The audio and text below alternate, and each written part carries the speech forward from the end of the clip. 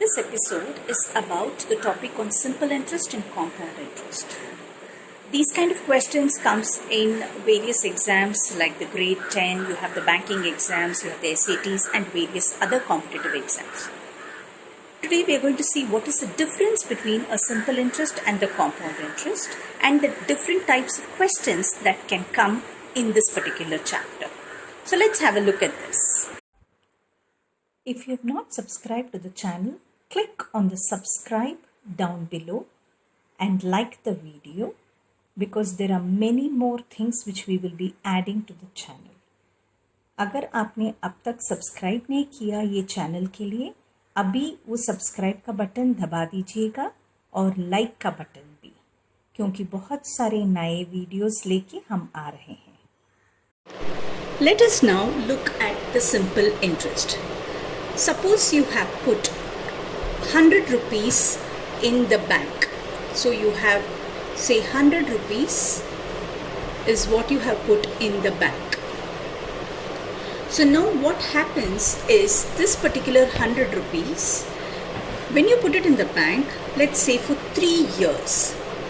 So now the bank gives you after 3 years or at the end of 3 years, not only this 100 rupees, but something extra.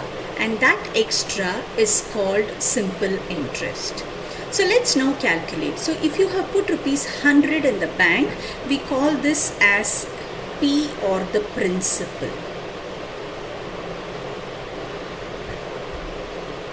So if this is the principal, then what is the time period that you're putting it for? That we said let it be 3 years. Of course, it varies from problem to problem. So this is what we call as time or the number of years that we have. And now you have something which is called as rate of interest. We call this the rate or the rate of interest. Let's assume the bank gives you a 10% rate of interest. This varies from bank to bank. You could have certain banks which give you a 5% rate of interest or a 10 or a 15, and it varies. So let's take, for making it simple first for us to understand, that it is 10%. Now the meaning of this is at the end of year 1. So at the end of year 1 end, the bank will give you 100 what you have put, plus the extra 10, which is the rate of interest given here. So for every 100 you will get rupees 10, so you get rupees 110 at the end of year 1. So this is simple interest. So now let's look at, and what is special is you will find that the compound interest also for the first year will be the same. We will talk about it in the next episode. So at the end of year 1, you have 110 rupees which you have got. Now for year 2 beginning, my principal will remain the same as 100 rupees. My rate of interest remains the same as 10%, which means that at the end of year 2, I am going to get 100 rupees, which has actually become, next we had a 10 rupee add. So let's put this 100 plus 10, which has been here. Writing it here is the total thing which we had, plus another 10 which the bank will give us for this particular year. And totally you will have 120 rupees at the end of year 2.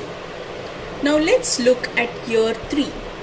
Year 3 beginning, again remember the reason why we are writing principal every time is going to show the difference when we are doing the compound interest. Here again the principal is considered as 100. My rate of interest is 10%. And now what we have here is 120. So this 120 is the amount that they were going to give it to me at the end of year 2. And now in the beginning of year 3, I have this amount plus the 10 rupees that they are going to be giving me for the principal that I have got, which is 130 rupees. So at the end of year 3, I have 130 rupees given by the bank, which is nothing but 130 minus 100 is rupees 30 is my simple interest. Now you may ask, is it important to do it so many steps? I mean, would I have this kind of a time? So this is just for you to understand what simple interest is all about and to show you how you can calculate it year on year. Now let's look at the scenario how we can make it faster in terms of writing it as a formula. Let me write it alongside here for you to understand. So having calculated this, now let's look at what we have here in terms of a formula. Here I had my principal, which is the amount that I'm putting in the bank first, to be rupees 100. The rate of interest, or R, we have taken it as 10%. Let's take the time. The number of years, as in the earlier case, is 3 years. So your simple interest, or the SI, is nothing but PTR upon 100. I mean, all of us have learned this formula while we were at school, and this is a very simple way of doing it. Substitute. P is 100, T is 3, and R is 10 divided by 100. So you have the 100 and the 100 cancelling, and you are left with 30, which is nothing but your simple interest. Suppose you have questions saying that you have to calculate the amount. So all that you need to do is your amount is nothing but your principal plus interest. So it is nothing but 100 plus 30, which is 130.